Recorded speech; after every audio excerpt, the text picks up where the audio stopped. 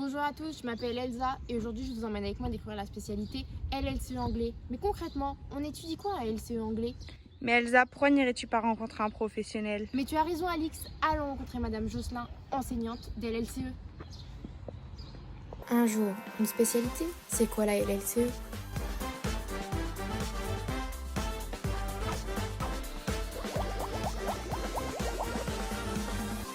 Bonjour, pour cette présentation de la LLCE, langue, littérature et culture étrangère, j'ai précisé ici anglais pour qu'on ne confonde pas avec l'ANC parce que souvent les gens font la confusion entre les deux. Donc nous on va être plus axés sur tout ce qui est littéraire et culturel. Les objectifs restent les mêmes, c'est parvenir à une bonne maîtrise de l'anglais, un bon niveau B1 en début de première et un niveau C1 en fin de terminale. Acquérir des repères historiques et culturels liés au monde anglophone, ce qu'on voit par le contexte quand on étudie les œuvres, développer le goût de lire et l'ouverture au monde, développer des compétences de communication écrite et orale, ça c'est important aussi pour l'examen, et se préparer à la mobilité dans un espace européen et international. Donc on a des thématiques différentes en première et en terminale. En première, on va plutôt s'axer sur imaginaires effrayants et rencontres. Il y a 2 œuvres à étudier, 2 œuvres obligatoires, donc roman ou recueil de nouvelles, et éventuellement, si on a le temps, un film. En terminale, les thématiques sont art et débat d'idées, expression et construction de soi, voyage, territoire, frontières, et là, il y a 2 œuvres obligatoires, donc roman ou recueil de nouvelles, et un film à étudier obligatoirement. L'examen consiste en un écrit et un oral qui se passe à 2 moments différents. Pour l'écrit, c'est une synthèse de documents et de la traduction. Et pour l'oral, c'est l'élève qui élabore lui-même un dossier dans lequel il met des documents de son choix et il doit ensuite défendre son choix à l'oral. Merci beaucoup pour votre présentation. Je vais vous poser quelques questions. La première serait de savoir pour quel type d'études cette spécialité pourrait-elle convenir? En priorité, et de façon toute naturelle, bien sûr toutes les facs de langue, en particulier LLCE, qui a pour but de former des professeurs ou des traducteurs.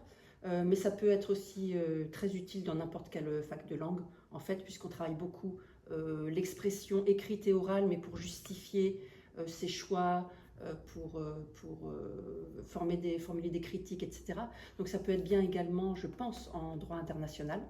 Et bien sûr, tout ce qui est littéraire, comme les classes préparatoires littéraires.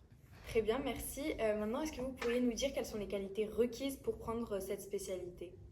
D'après moi, la qualité principale, c'est d'aimer la lecture. Si on n'aime pas la lecture ou si on n'a pas l'habitude de lire régulièrement, on risque de souffrir en prenant cette spécialité.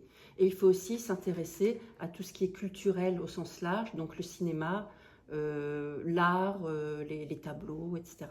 Ne pas se contenter de ce qu'on connaît d'avance et aller chercher aussi un petit peu au-delà de notre culture personnelle. Une autre qualité, c'est de parler.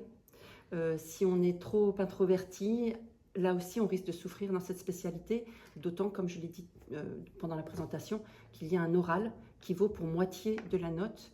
Donc il faut vraiment sortir de sa coquille. Très bien. Quel est l'objet que vous avez choisi pour représenter votre spécialité? Alors l'objet que j'ai amené, c'est un livre qu'on étudie en ce moment avec mes élèves, qui s'appelle Brooklyn. C'est un livre du 21e siècle. Donc c'était juste parce que, voilà, pour montrer qu'il est très important d'aimer la lecture et qu'on étudie vraiment toutes sortes de livres. J'aurais pu amener également Jane Eyre, qu'on a étudié cette année, qui est du 19e siècle. Il faut vraiment avoir l'esprit ouvert à toutes sortes de littérature et toutes sortes d'époques. Pour finir, avec quelle autre spécialité pourrait s'accorder la vôtre? La spécialité avec laquelle ça s'accorde le plus naturellement, c'est HLP, tout simplement parce que finalement on fait un petit peu la même chose mais dans une langue différente. Ça peut être intéressant aussi avec HGGSP, même si ça ne paraît pas si évident que ça au départ, mais comme pour le contexte des œuvres qu'on étudie, on va parler de choses historiques, d'événements historiques ou culturels, enfin la mentalité, etc. Ça peut être utile également en HGGSP. Et voilà, c'est déjà fini. On se retrouve demain pour un nouvel et dernier épisode avec la spécialité LLCE espagnol.